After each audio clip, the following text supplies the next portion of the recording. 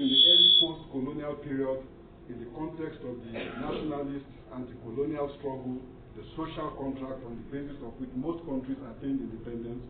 it was not difficult for most scholars actually to be able to engage in political and policy processes, precisely because there was a social contract. There was a project of society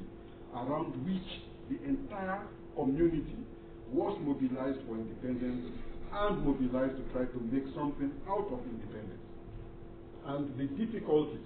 from Dar es Salaam through to Makerere, through to Ibadan, through to Furabe College in Freetown, the difficulty with the post-colonial social contract, the difficulties experienced with the post-colonial social contract began to provide a structural context for the further widening of the gulf between research and the policy process in most of our countries. It became very difficult, for example, for many of in the academy to accept that the only form of governance that was possible was a single party regime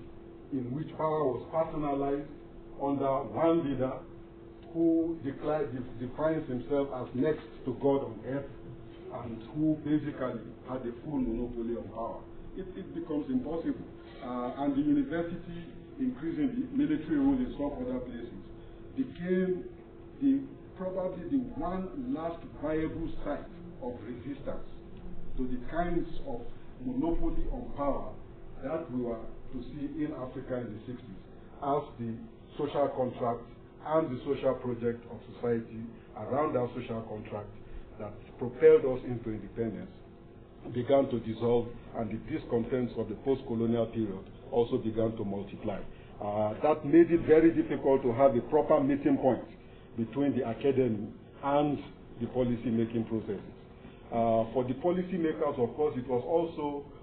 a case of an intensification not only of a bunker mentality vis-a-vis the academy, which was seen as a site of opposition, even an organized opposition. And it's not uncommon to have regimes closing down universities for a whole year, deliberately. Jerry Rawlings did it in Ghana and said, all of you making noise and constituting a nuisance to the regime, you go to the village and farm. And basically in other places, by default, just allowing the system to decay and to decline in order to weaken its capacity to resist the political and social threats in the country. But there was also the complex that in many instances, policymakers as the post-colonial process wore on actually were more comfortable relating with external research and institutions and researchers than with their own indigenous researchers. When we were saying earlier on that it's impossible for any society to develop which does not engage its own domestic indigenous knowledge and knowledge communities. Actually, one could say that many of our policymakers were trying to develop this continent as the 60s wore on by relating to external knowledge and external policy communities, sometimes